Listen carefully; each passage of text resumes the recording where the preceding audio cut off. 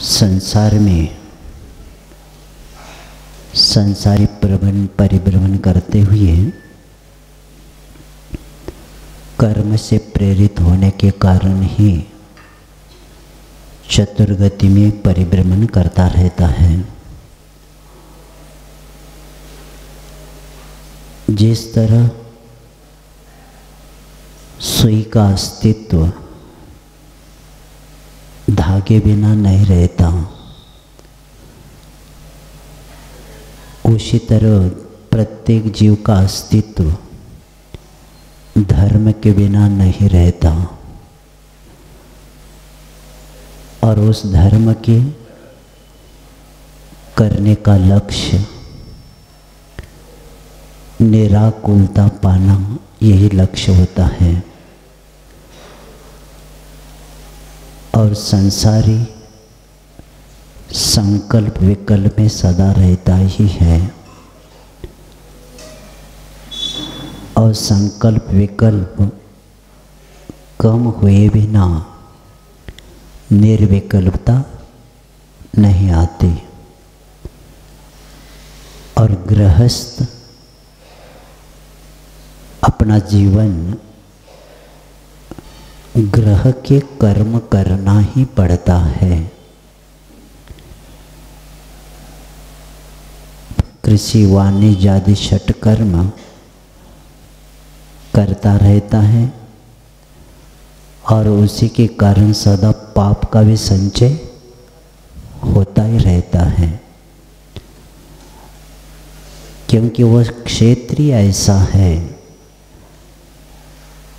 कि उसको वो करना ही पड़ता है, क्योंकि अपनाया है किसको? गृहस्थी को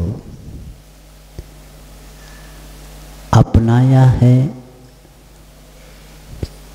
तो पूरा करने का लक्ष्य भी उनका रहता भी है और उसी के लिए आरंभ और परिग्रह करना ही पड़ता है, क्योंकि नियम है जब तक आरंभ होगा तब तक परिग्रह बढ़ता ही जाएगा और इस आरंभ परिग्रह के कारण पाप का संचय होता रहता है और उस पाप को धोने के लिए श्रावक के लिए बताया है षटकर्म, देव पूजा, गुरुपास्ति, स्वाध्याय, संयम, तप और दान। और यहाँ शिक्षा व्रत में वैयाव्रत में सबको लिया, दान को भी लिया और पूजा को भी ले लिया। इसका कारण यही है, इस निमित्त से पाप धुल जाए, क्योंकि ये क्रिया करते समय गृहस्थ के जीवन का बुद्धि, धन, समय और शक्ति सदुपयोग में आता है। इसमें यहाँ स्वार्थ नहीं रहता दान देते समय भी, क्योंकि स्वच्छाति सर्गो दानम, स्व और पर के उपकार को लेके, लक्ष्य को लेके ही श्रावक क्या करता रहता है? गृहस्थ दान देता रहता है और दान देते समय अपने जीवन की सार्थकता मानता हुआ सामने वालों को रत्नत्रयधारी को जो दान देता है, लक्ष्य यही रहता है, मैं इतना तप त्याग नहीं कर सकता, लेकिन जो इस मार्ग पर है उनके वयावृत्त करके मैं मेरे जीवन का सदुपयोग करूँ, यही लक्ष्य होता है। और इसीलिए संबंध आचार्य 4 प्रकार के दान बताकर आए हैं। आहार दान, औषध दान, आवास दान और उपकरण दान। ये 4 दान महत्वपूर्ण है, क्योंकि ये दान देने से ही पुण्य की वृद्धि होती है, पाप का क्षय हो जाता है।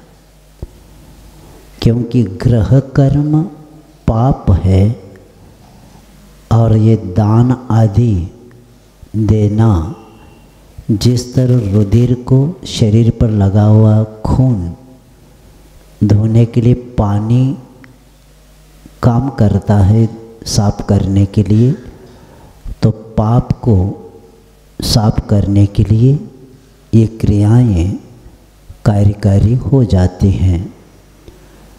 तो कल बताकर आए हैं कि आत्मिक स्वास्थ्य अनेक कर्म रूपी रोगों से रहित रहने की वांछा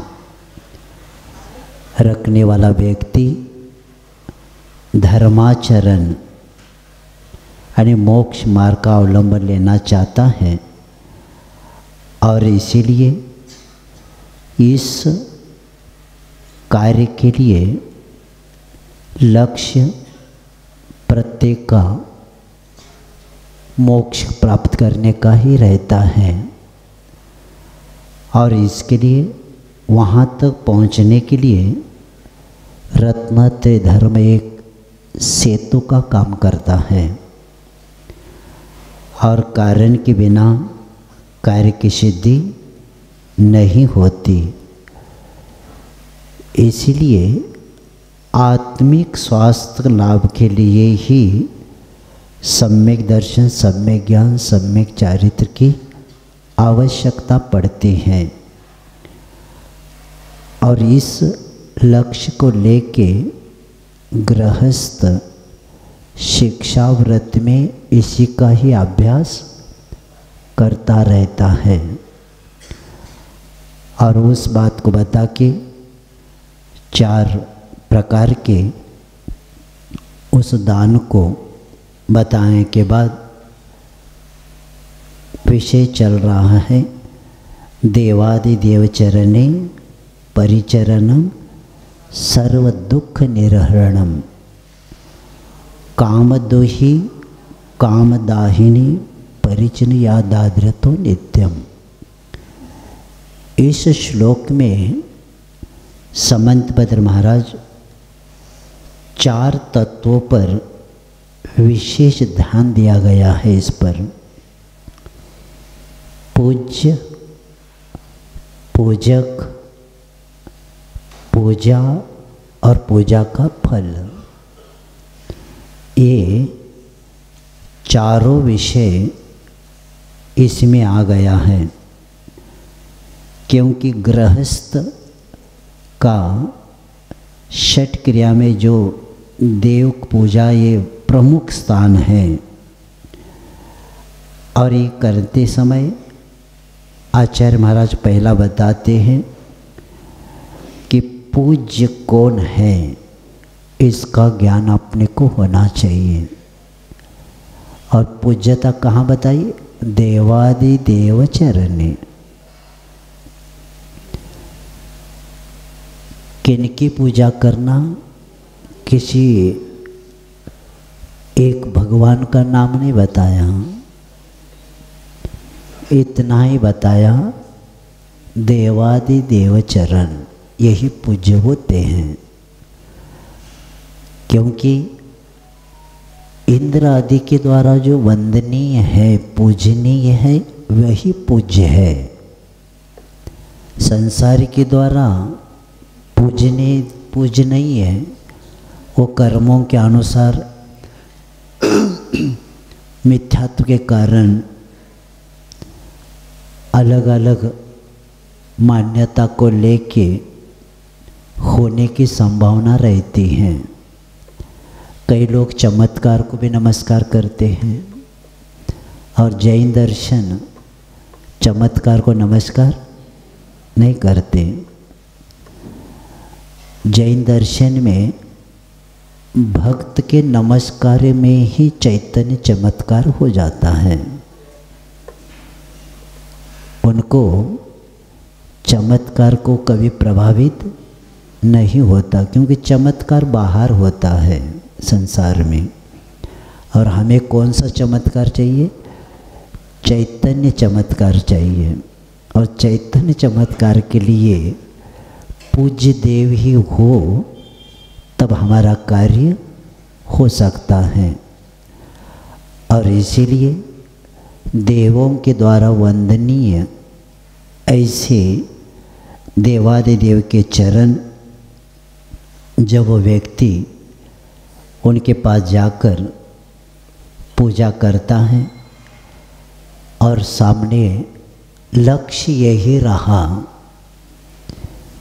कि वंदे तद्गुण लब्धे, मैं जब भी पूजन करूँगा, जो भी अनुष्ठान करूँगा, धार्मिक क्रिया कौन सी भी हम करेंगे, तो जैन दर्शन में इस धार्मिक सब क्रियाओं का एक ही उद्देश्य है।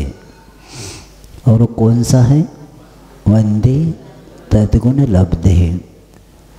इसलिए शब्द रखा है कि हम गुणों की वंदना करते हुए उस गुणों को प्राप्त करने का लक्ष्य बनाया। और इसीलिए जैन धर्म में पहला धर्म पुरुषार्थ प्रारंभ होता है श्रावकों का। और इसीलिए सुबह उठते ही कोई डिब्बा लेके नहीं जाता, टिफिन लेके। अन्य जगह टिफिन बन जाता है और वह सुबह सुबह दिन प्रारंभ होने से पहले डिब्बा लेकर टिफिन लेके जाता है। उनका लक्ष्य अर्थ है। लेकिन जैन धर्म में सुबह उठते धोती दुपट्टा पहन के कहाँ जाता है? मंदिर जाता है। कौन सा पुरुषार्थ है ये? धर्म पुरुषार्थ है।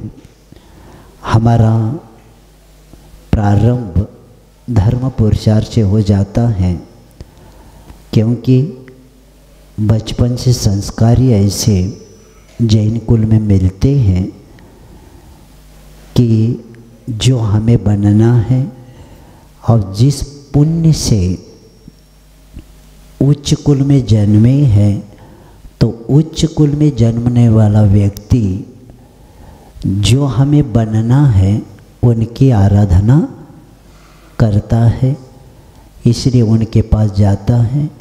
और ये संस्कार हमारे आत्मा के ऊपर बार बार पड़े, इसीलिए अभिषेक है, पूजन है। ये करने के कारण कई भवों के किए हुए कर्म संचित को क्या करते हम नष्ट कर सकते हैं। क्षत्र चूड़ामणि में आया है कि देवादिदेव भगवान के चरण सानिध्य ही कार्य सिद्धि का एक कार्य निमित्त है। यानी भगवान के चरणों में जाना ही हमारे कार्य की सिद्धि होना।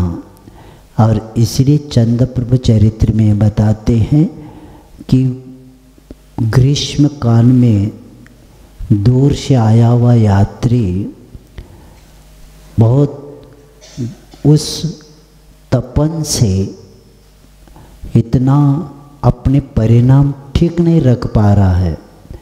ऐसे समय वह चंदन के वृक्ष के नीचे जाकर जब बैठ जाता है तो क्या होता है, उसका ताप सब नष्ट हो जाता है।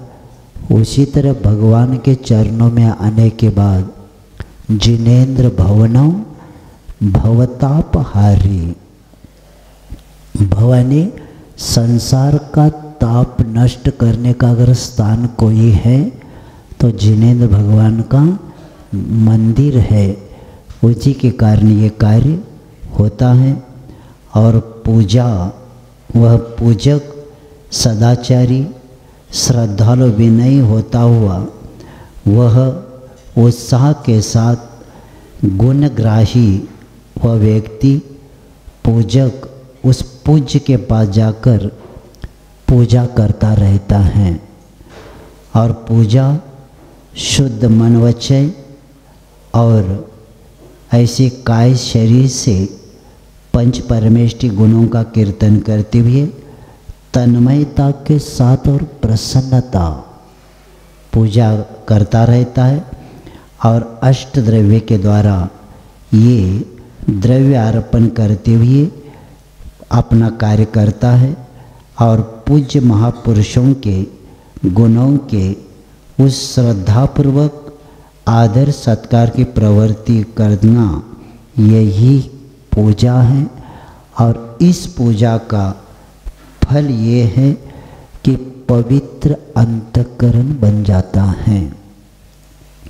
देख लेना, भगवान के चरणों में जब जाते हैं इतनी विशुद्धि बढ़ जाती है, क्योंकि आत्मा में निर्मलता आना ही धर्म है। अंतःकरण में निर्मलता आना, और निर्मलता लाने के लिए वे भगवान के चरण पूजा, और पूजा करने वाला भक्त जब भगवान के चरण में पहुंच जाता है और वह परमात्मा के समान श्रेष्ठ गुणों को प्राप्त करने का लक्ष्य बनाता है।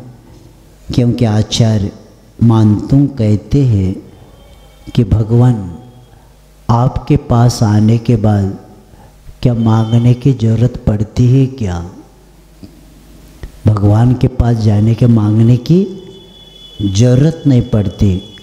उसका कारण यही है, जैसे आचार्य मानतुंग कहते हैं कि तुल्या भवन्ति भवतो नन्केन क्यों।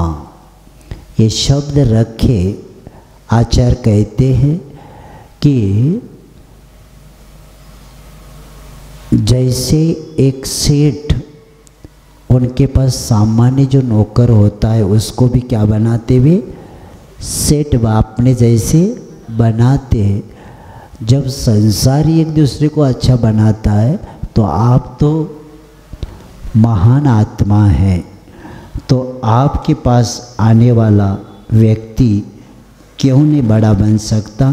ये शब्द रख के उस भगवान के प्रतिमा के बारे में भी थोड़ा सा अपने को जानना है कि मूर्ति जो भगवान की जो प्रतिमा होती है उसमें हमारे लिए संप्रेषण की अपराजित यानी अपरिमित ऐसी क्या हो जाती है, ऊर्जा होती है। और यही ऊर्जा की क्षमता साधक के लिए परम तत्व से जोड़ती रहती हैं। भगवान के चरणों में जाने के बाद हमारी इतनी ऊर्जा में मिलती है। एक विषय रख रहा हूँ आपके सामने। चंद्रप्रभु चरित्र में आया है कि शक्ति के 3 स्तोत्र हैं। एक प्रभु, दूसरा मंत्र और तीसरा उत्साह।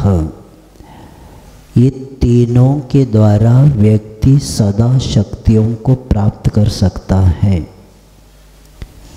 भगवान के चरणों में और मंत्रों के द्वारा, और कौन सा, उत्साह। उत्साह के कारण भी हमारी शक्तियाँ नियम से बढ़ती है। जहाँ प्रमाद आ गया वह शक्ति क्या हो जाती है, क्षीण हो जाती। इसीलिए उत्साह भी सदा बना रहना चाहिए।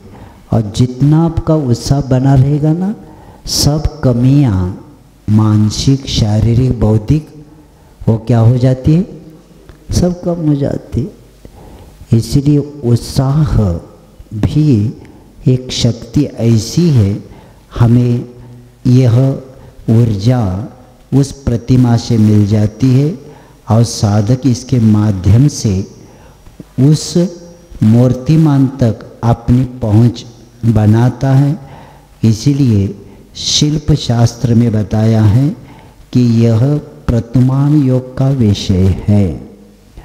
भगवान को कोई भी देखे, देखो तिर्यंच भी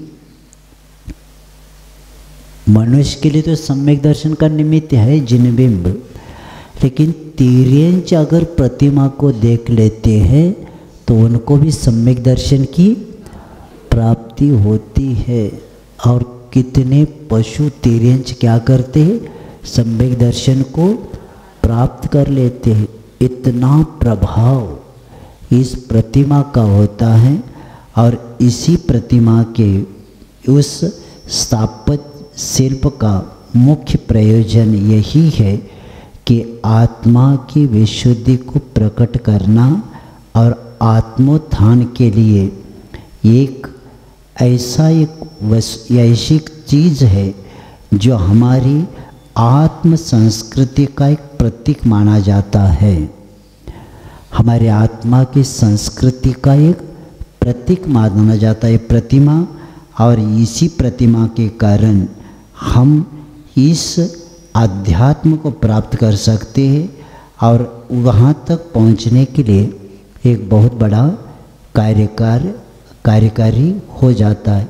इसलिए कल हमने बताया था कि सिर्फ अष्टमी चतुर्दशी का ये विषय छोड़ देना हर रोज़ होना चाहिए। जैसे हमने अभी बताया कि तुल्या भवन्ति भवतो तेन किंवा भूत्याश्रित हम नाम समम करोति। यानी जिस वृक्ष का जल सिंचकर पालन पोषण किया जाता है वह क्या फल फूल नहीं देता, क्या नियम से देता है, वो अवश्य। इसी प्रकार जो धनवान की सेवा करता है वह धनवान लक्ष्मण बना देता है। तो उसी तरह जब आपके भक्त आपके चरणों में आने के बाद परमात्मा अपने सेवक को अपने समान बनाना, यानी परमात्मा बनना, ये तो सामान्य ही है। और इसलिए तिरुकुरल काव्य में बहुत अच्छी बात बताई है। और आप लोग भी जीवन में कभी समय मिला तो कुरल काव्य जरूर पढ़ लेना। उसमें एक एक विषय इतना सुंदर है कि जीवन के विकास के सूत्र मिलते हैं उसमें। आपको जो विषय भी चाहिए अनुक्रमण क्रम देख लेना और वह उस एक पेज पर आपको वही विषय मिलेगा। तो वहाँ आया है कि तेलुगु में है वो, तो उसमें आया है पीरवीर पेरुगल निंदुवार न्यांदिन इरेवन अड़ी सेरेदार। ये तेलुगु शब्द है। उसका अर्थ ये है जिसने भगवान के चरण कमल को पहचान लिया,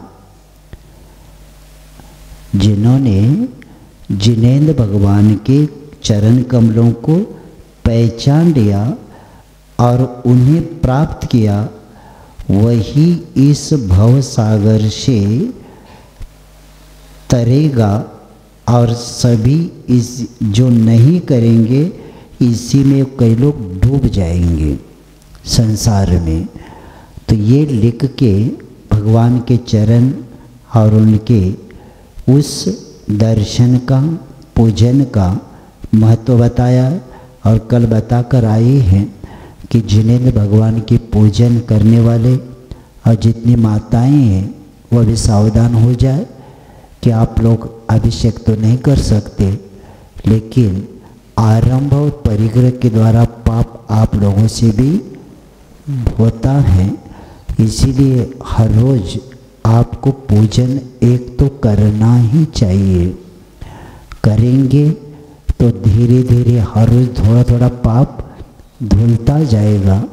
नहीं करेंगे तो गैरेज का मिस्त्री का जैसा कपड़ा गंदा होता है,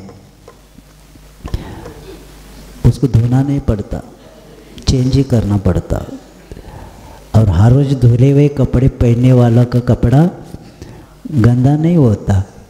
तो इसलिए बिना पूजन से जिएंगे तो ऐसा इतना गंदा हो जाएगा और बाद में कार्यकारी नहीं होगा।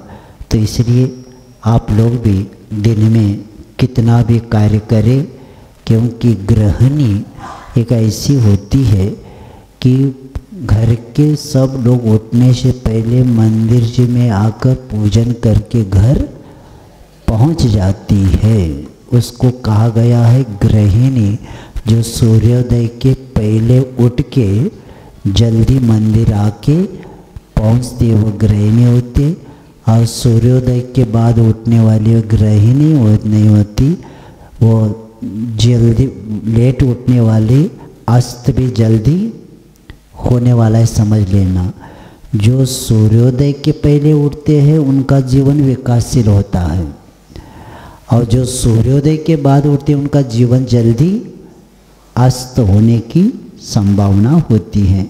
और ये भी याद रखना कि धर्म ध्यान कब से प्रारंभ होता है।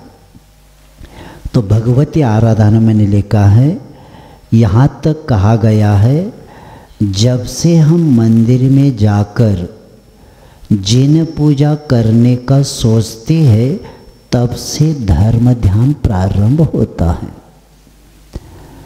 रात को सोते से मैंने भावना किया मुझे सुबह क्या करना है, स्नान करके।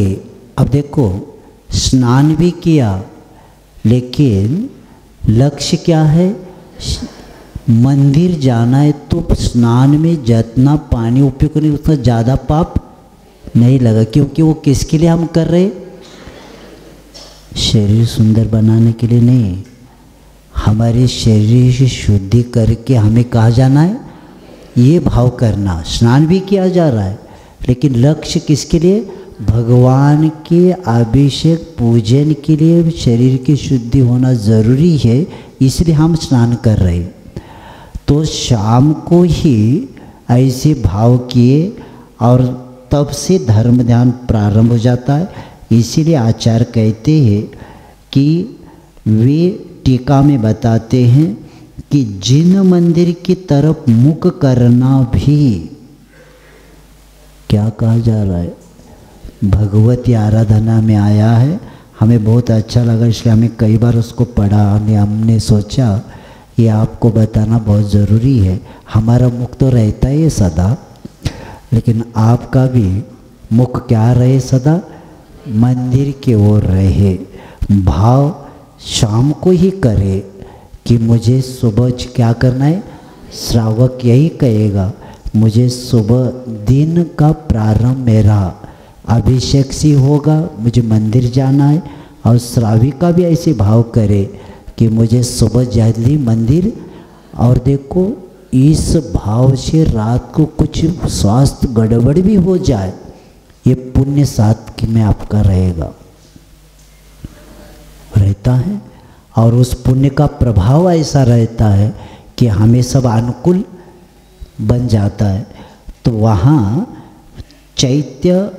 चैत्यालय मुखतापी शुभ परिणाम तया कार्य सिद्धे रंगम।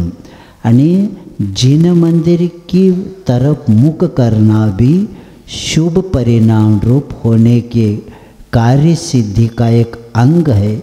इसीलिए श्रावक घर आदि जो भी कार्य करता रहता है, लेकिन लक्ष्य वो उसका रहता है कि कब मंदिर की ओर जाऊं। तब से उसका क्या होता है, धर्म ध्यान। यानी जिन मंदिर में पूजा करना धर्म ध्यान नहीं, जिन मंदिर जाने के भाव करना तभी धर्म ध्यान का हेतु प्रारंभ हो जाता है। ऐसे भगवती आराधना में लिखा है। और आचार्य कहते हैं कि भक्ति जिनवरणम खेदी जम पूव संचयम कम्मम, यानी जिनेश्वर भगवान की भक्ति रूप शुभ भाव से पूर्व संचित कर्मों का क्षय होता है, ऐसी मूलाचार में भी आया है। तो ऐसे भगवान के पूजन करने से 3 बातें बताकर आए हैं। एक क्या होता है, सर्व दुख निरहरणम, यानी दुखों का नाश करने वाला, और कामदुही कामदाहिनी, कामदुही यानी मनोरथों को पूर्ण करने वाली, और कामदाहिनी विषय वासना को नष्ट करने वाली, ऐसे बता के आप अपने जीवन का सदुपयोग करेंगे, प्रमाद नहीं करेंगे। क्योंकि एक दिन भी बिना पूजे से अपना समय नहीं जाना चाहिए।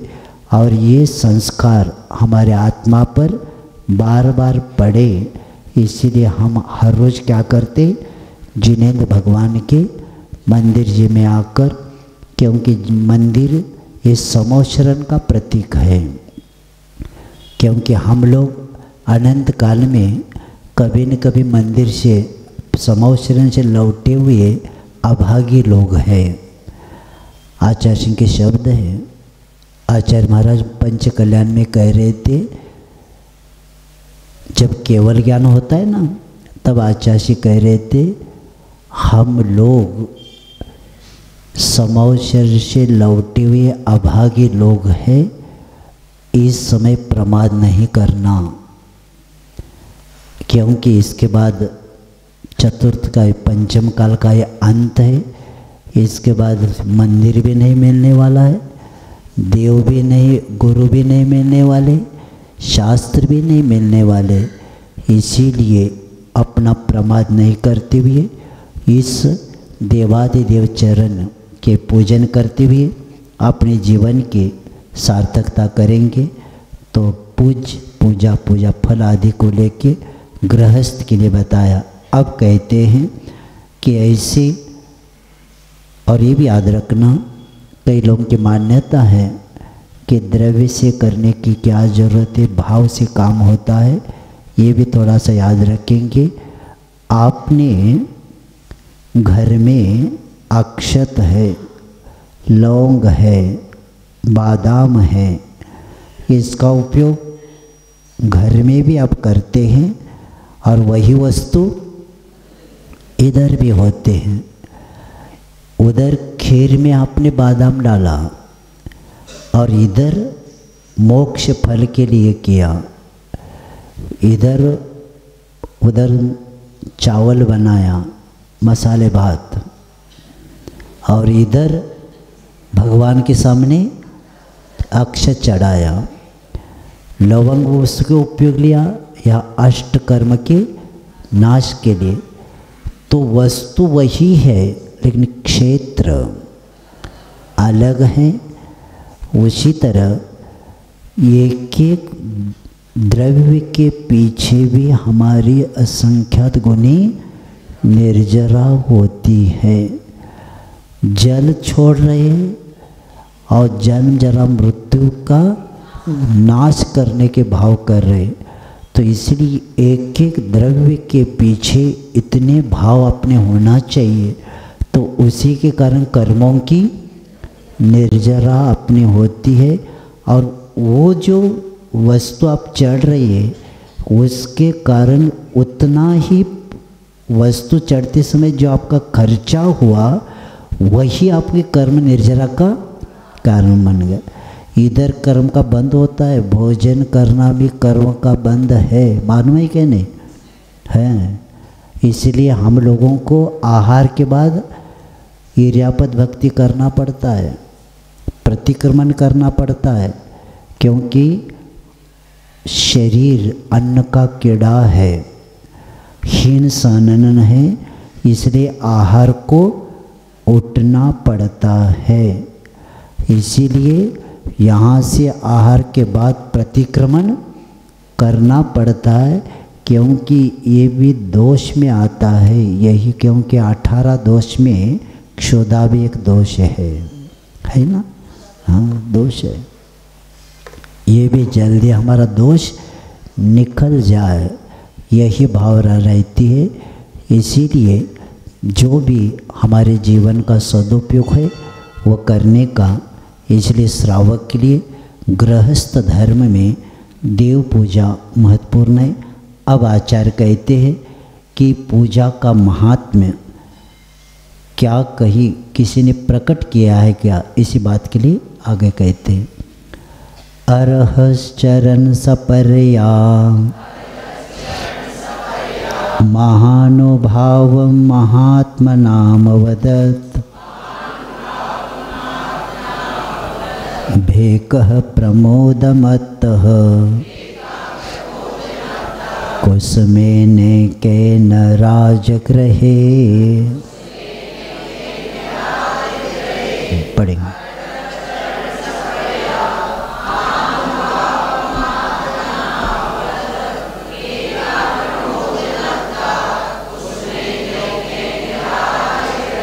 हाँ, भगवान के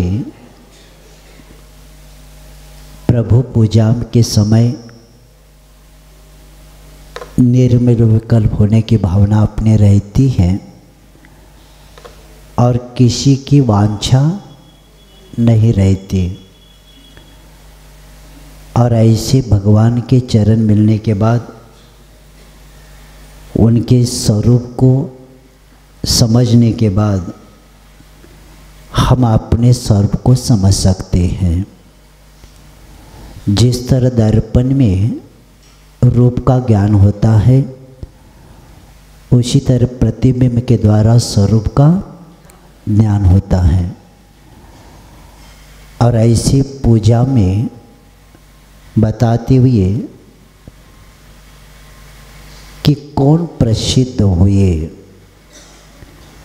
क्योंकि जैन धर्म भाव प्रधान धर्म है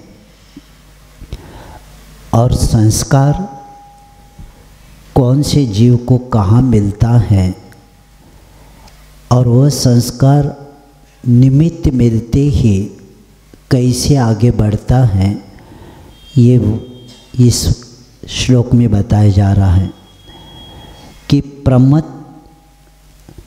प्रमोदमत्तः, हर्ष से प्रमत्त होते हुए भेकः, मेंढक ने क्या किया, राजगृह नगरी में एकेन कुसुमेन, एक पुष्प के द्वारा महात्मना यानी भव्य जीवों के आगे क्या किया, अरह चरण सपारे महानुभावम, अरिहंत भगवान के चरणों की पूजा का महात्म्य अवधता ने प्रकट किया। क्योंकि धर्मानुराग से हर्षित कौन, मेढक,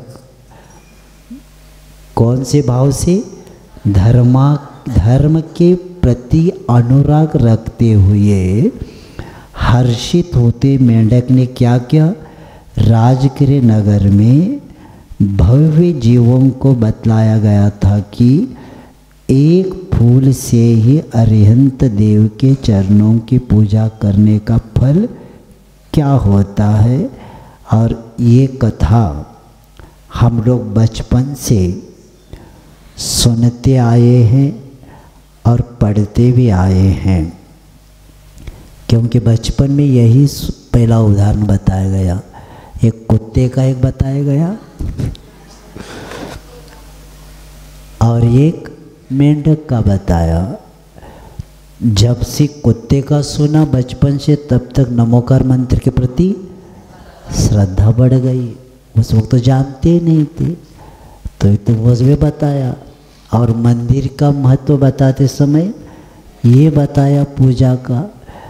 देखो बेटा, एक मेंढक भी श्रद्धा के साथ संकल्प किया है उन्होंने। अब तो जाते जाते क्या हो गया कि राजा, लेकिन वो क्यों आ गया? तो उस जीव के पास पहले के संस्कार थे और ऐसे कर्म का बंद किया था उस जीव ने, तिर्यंच गति में उस जीव को जाना पड़ा। और जब पानी लिया जा रहा है तो बार बार उसके पास वो मेंढक जा रहा है, और बार बार जाने के बाद वो बार बार उसको क्या कर रही है? साइड में कर रही है। तब मुनि महाराज को पूछने के बाद ज्ञात हो जाता है ये कौन है? तुम्हारे पति है। लेकिन बाद में श्रद्धा और एक स्त्री बैठी है और वो समझ रही कौन है? हमारे पति है। और उसी समय विपुलाचल पर्वत पर क्या हो गएगा? समौ शरण आ गया और वो जल्दी जल्दी जा रही है। तो पता चला तो पूर्व संस्कार जाति स्मरण होने के कारण वह मेंढक भी समौ शरण में किस भाव से? पूजा का संकल्प करके वो भी भीड़ में जा रहा है। और लक्ष्य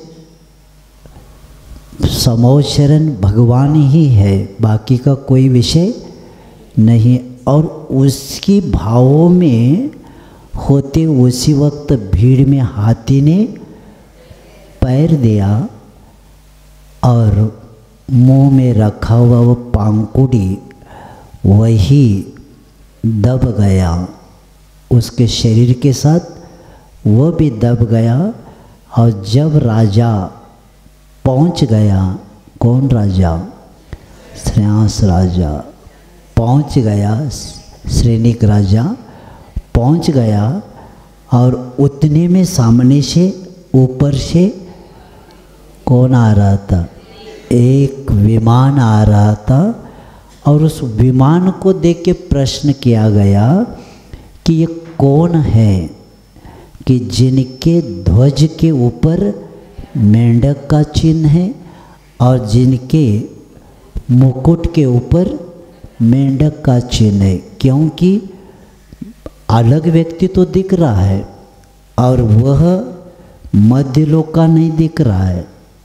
तो वो चमक देख के तब कहते, क्योंकि प्रश्न इसलिए उठ गया कि कोई देव हो तो मेंढक क्यों? ये प्रश्न है। देवगति का अगर कोई देव भी आ रहा है तो मेंढक का क्या संबंध है? इसलिए पूछा गया। तब कहा गया कि राजन कि आप जब आ रहे थे तो आपके हाथी के पैर के नीचे क्या हो गया? मेंढक दब गया। वही संकल्प किया था पूजा का, वो पूर्ण करने के लिए यहाँ अभी वो समौ शरण में आ रहा है।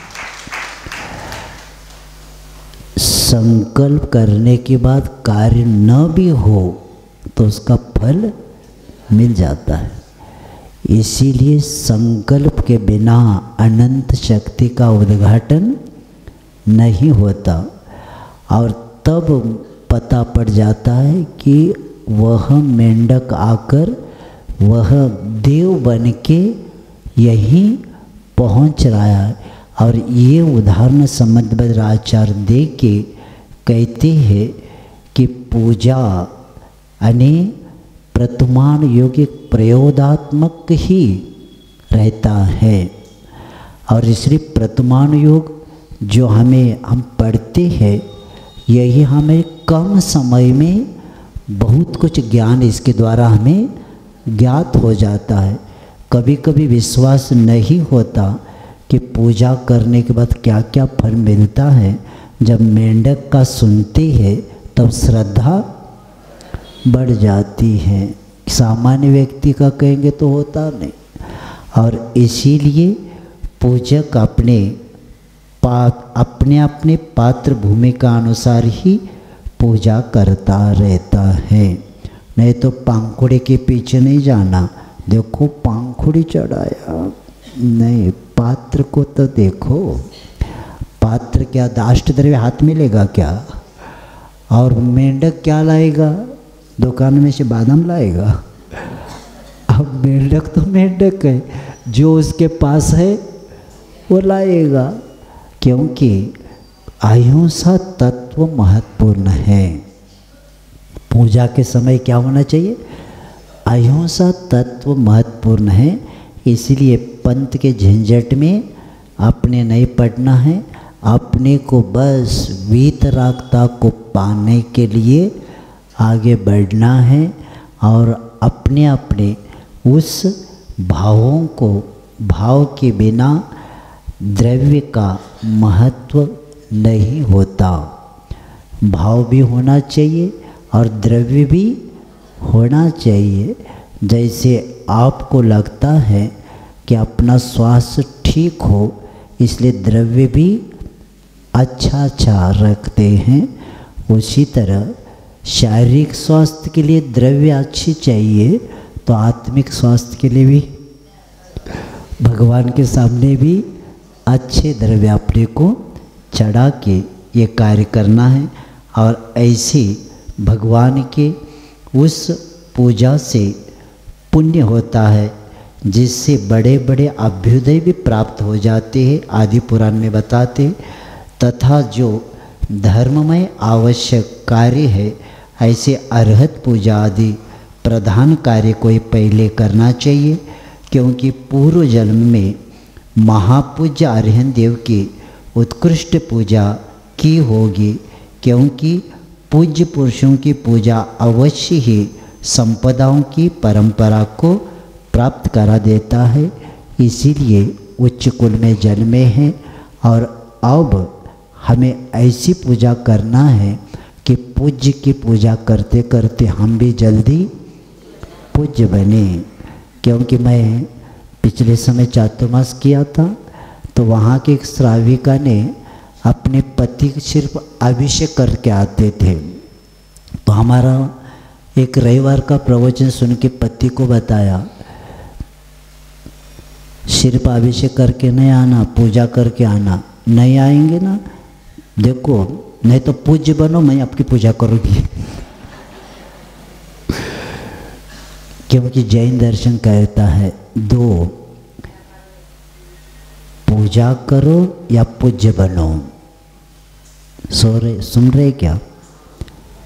आपको समय नहीं ना किसी को पूजा करने के लिए, तो पूज्य बनो, हम सब लोग पूजा करेंगे आपकी। दोनों में क्या करना पड़ेगा?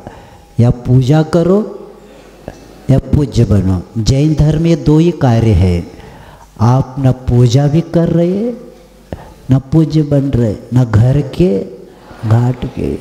इसलिए दोनों में से निर्णय आज करना है आपको, या पूज्य बनना है या पूजा करना है। क्योंकि जैन धर्म में दो ही कार्य होते हैं, या श्रावक बन है तो आपको पूजा करना पड़ेगा, और समय नहीं मिलता तो आपको छूट सब दिया जाएगा, आप रत्नत्रयी बनो, आपके लोग पूजा कर लेंगे।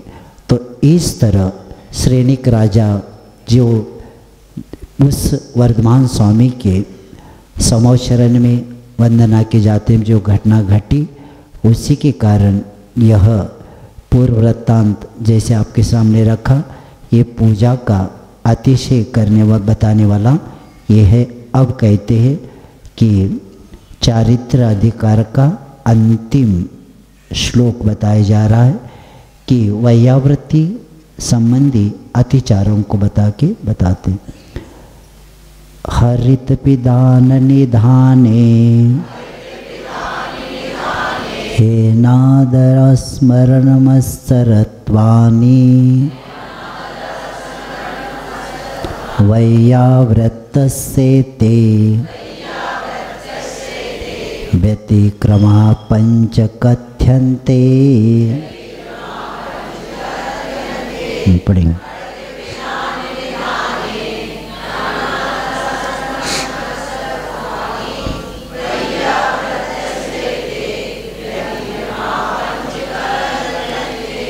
क्योंकि वैयावृत्ति में आहार दान का विषय आया था, इसलिए अतिचार में आचार्य कहते हैं कि हरित पिदान निधाने, हरित पत्र आदि से देने योग्य वस्तु को ढकना तथा हरित पत्र आदि पर उसको देने वस्तु को रखना, अनादर स्मरण मत्सरत्वानि, अनादर अस्मरण और मत्सरत्व, ये 5 वैयावृत्त के अतिचार कहे गए हैं। दान देना है और क्या किया, हरे कमल पत्र आदि से उसको ढक दिया, तो इसके द्वारा दोष, क्योंकि सचित रहता है, वो क्या होता है, वो कमल पत्ती सचित होता है, और सचित कमल पत्र आदि पर रखकर दिया गया। इस सचित संबंधी जो अपेक्षा रखता है, इसलिए इसको हरित पिदान ऐसे बताया है। और अनादर देते समय क्या करना, आदर का अभाव होना, यानी बेकार समझ के अनादर भावना से दिया गया इस स्थिति को अनादर बोलते हैं। और आहार आदि की विधि को भूल जाना अथवा किसी वस्तु को देने या न देने का स्मरण न रखने पर अस्मरण, तो जो देना था वो भूल गए, वैसे रख दे, और जिसको अपने को लगता यही देना है उस देने के पीछे लगे, और जो देना था वो भी दूसरा भूल गए। क्योंकि प्राय करके जो अपने को प्रिय लगता है वो देने की ज़्यादा कोशिश किया जाता है, और बाकी का बना हुआ तो तब तक विस्मरण हो जाता है। नहीं तो ऐसा कभी होता है कि महाराज एक बार नहीं लिया तो पीछे हो गया, तो पीछे चला गया, वो पुनः आता ही नहीं। बाद में अरे भूल गए, देखो वहाँ रखा था, अब ठीक है। तो ये स्मरण नहीं रहना, अस्मरण। और दूसरे दाता के गुणों को में असहनशीलता को समझ के होने पर वे क्या करना कि मत्सर का नाम का अतिचार है। दूसरे क्या आहार हो गया तो क्या करना, मत्सर करना, अन्नदाता के दान और गुणों के विषय में सहन नहीं होना। उनका नाम सुनते अरे क्या उनके यहाँ हो गया, तो ये असहनशीलता, तो ये इसको बोलते मत्सर, ये वैयावृत्त के दोष है। तो इससे भी वह बचेंगे। और इस तरह यहाँ अधिकार पूर्ण हुआ। और अब संलेखना अधिकार थोड़ा सा शुरू करेंगे, भूमिका, क्योंकि बहुत अच्छा विषय है ये। नियम है, एक सेंटेंस याद रखना, धर्म से जिए है तो धर्म के साथ मरना। क्या कहा जा रहा है, धर्म के साथ जिए है, धर्म के साथ मरना ही संलेखना के साथ मरण होना।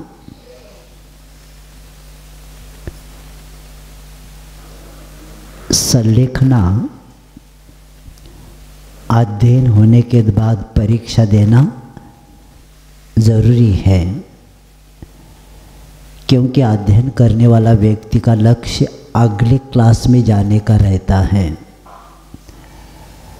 तो उसी तरह 12 व्रतों के बाद संलेखना की बात होती है, क्योंकि चारित्र की परीक्षा, आस्था की परीक्षा संलेखना में हो जाती है।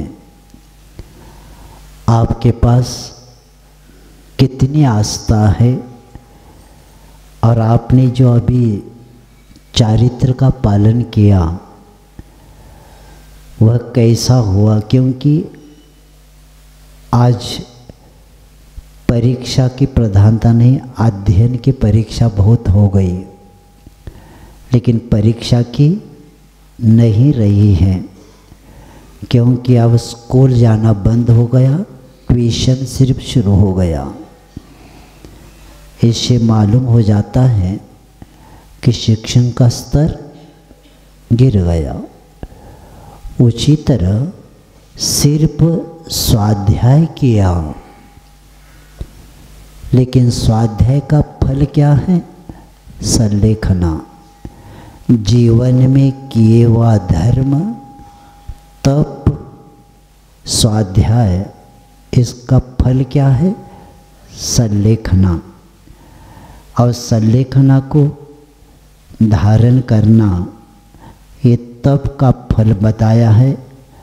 और व्रतों की शुद्धि अगर करना है, जैसे मिट्टी के बर्तन को मांजा नहीं जाता, उसको क्या किया जाता है?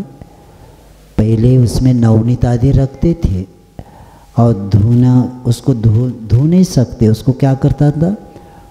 उल्टा रखता चूल्हे के ऊपर। मालूम है कि नहीं? मिट्टी के बर्तन को साफ कैसे किया जाता है? अग्नि के द्वारा। वो क्या करते? जहाँ चूल्हा है ना, उसके ऊपर रख देते, तो अग्नि कोने कोने तक जाकर उसको क्या करती है? साफ करती है। तो तब जाकर उसकी क्या होती है? शुद्धि होती है। तो उसी तरह हमारे आत्मा की शुद्धि व्रतों के बिना नहीं होती। और व्रतों की शुद्धि किसके द्वारा होता है? तप के द्वारा ही, संलेखना द्वारा ही हो जाता है। और इसको बोलते सर्वांगीण शुद्धिकरण।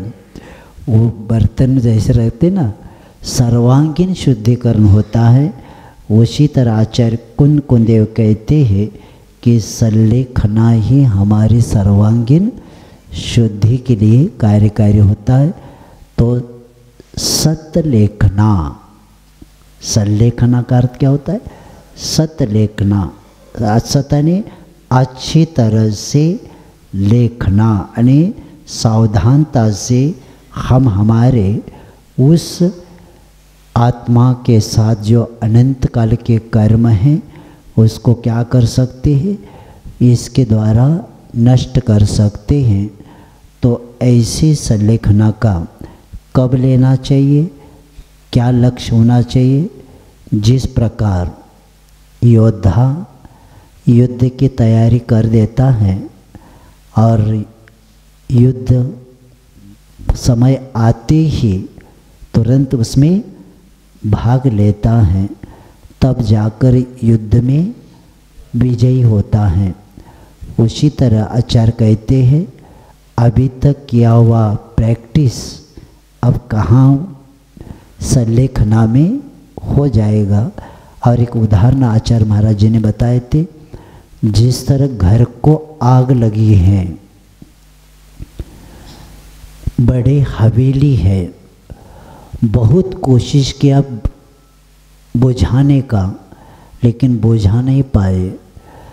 अब पीछे के दरवाजे से जाकर वह सेठ जी क्या करते? जिस रूम में सब फाइल रखी है, कागज पत्र रखे, उतना जाकर बाहर लेके आ जाता है और बाद में कहता है अब जलने दो। तो उसी तरह रत्नत्रय रूपी धर्म, अपनी धर्म की सुरक्षा, जहाँ तक शरीर की सुरक्षा करते हैं हम, शरीर के तो करते करते जब लगता है अब ये शरीर क्या बीमारी के कारण या अंतिम कार्य होने वाला है, तो क्या करता है उसको? तो व्यक्ति धर्म को बचाने लेके शरीर को छोड़ता है। किसके लिए? धर्म को बचाने के लिए शरीर को छोड़ता है। उसी तरह जैसे शेठ जी घर को छोड़ता है फाइल बचा के, तो उसी तरह श्रावक धर्म को बचाने के लिए शरीर के लिए संलेखना धारण कर देता है।